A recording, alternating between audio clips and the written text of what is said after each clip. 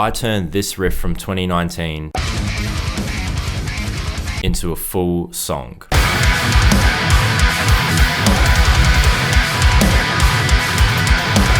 And I did it by using the two crucial steps that I use in my songwriting process that I'm going to share with you in this video. Tell me if this situation sounds familiar. You come up with a riff that you're happy with, but then you say, well, that's nice, but what do I do for the rest of the song? Fear not, as by the end of this video, you should pick up a couple new tricks into turning your 15-second riffs into fully fledged, complete, fleshed out songs. I'm going to use my latest single, Arrhythmia, as an example because that song is basically two demo songs mashed together, one from the 2019 riff video and one from the Neural DSP Abasi 2.0 demo video I did not too long ago.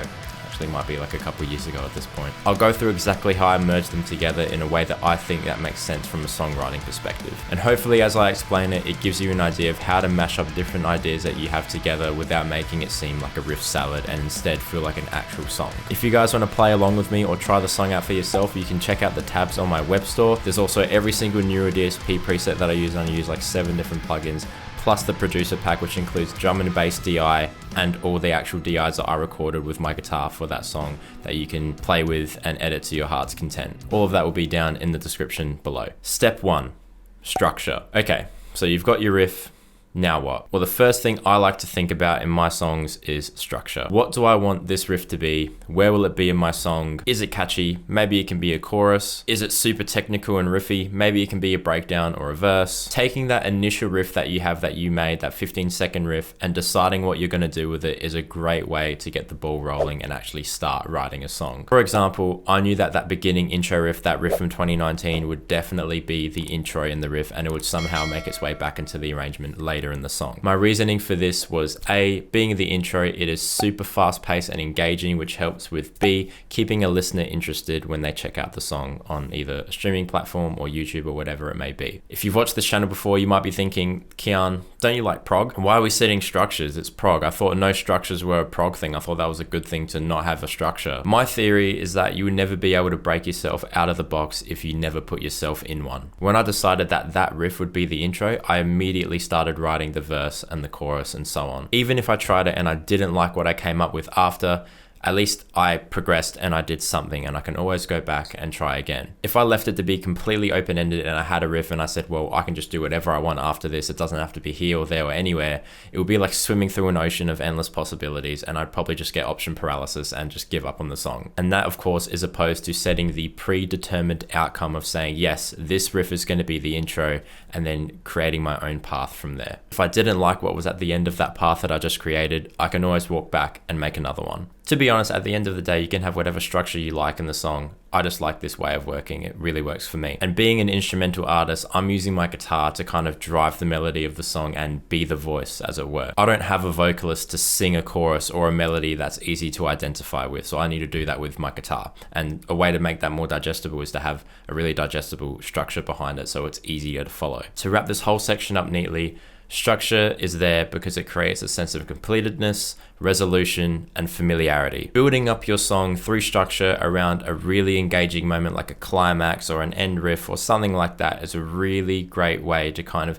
keep the listener engaged and make it as if you're telling a story, even if it's an instrumental piece. If you've heard any of my music, I'm sure that one quick listen and you realize that I try my best to implement that as many times as I possibly can in a song. The end riff in black.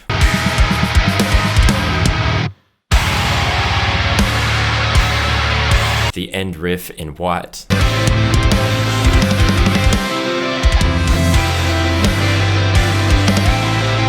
Towards the ending of Grey, where it's a reprisal to both the black riff and the white riff.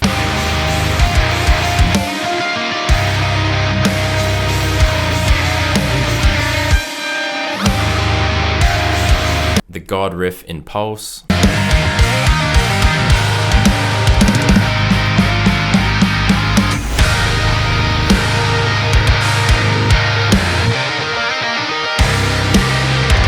And now in the latest single, Arrhythmia, right after the solo, there's the whole bringing all the rhythms from each section of the song in the verse, chorus, whatever, all together in the same section, playing over each other.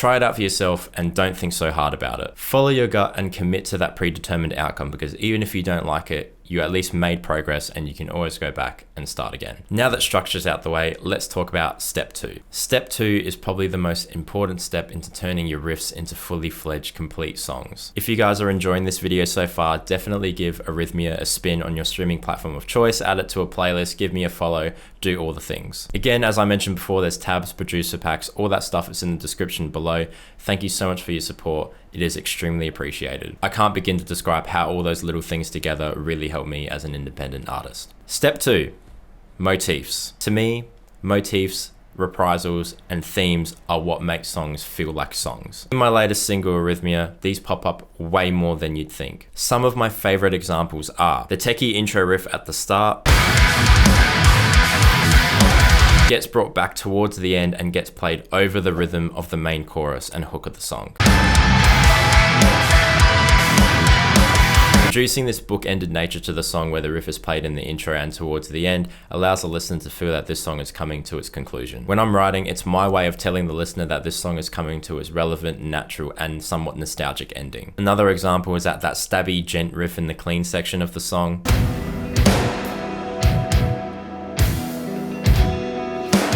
are actually accented in the rhythm guitars that are happening behind the solo,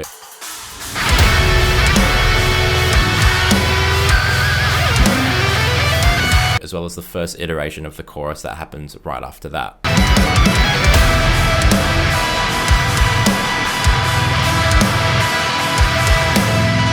The reason why this might not be so obvious is because I'm having long, drawn-out chords all over the fretboard as opposed to that really short, stop, staccato-iness of the super genty section in the clean section. And last but certainly not least is that the main lead motif from my previous single, Pulse,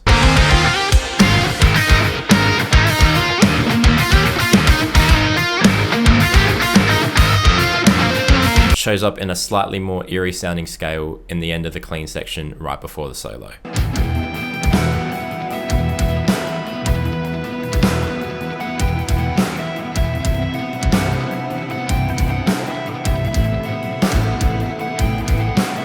This one's pretty self-explanatory and straightforward. We have Pulse and Arrhythmia, both are cardiac themed terminologies. It made sense to me to connect both of these singles in somehow because, you know, they're both kind of heart terminologies, creating a little bit of lore or kind of background behind those two tracks and connecting them. This is just another way of creating a universe around your songs and provide a storytelling context that not only can influence yourself when you're writing it, but also touch listeners on a deeper level. It gives incentive to listen back and kind of go through all the little motifs in your other songs. It provides a background. It provides something to grasp onto. It's not just a throwaway song where it's a one and done and you listen to it and it's over. There's something deeper happening.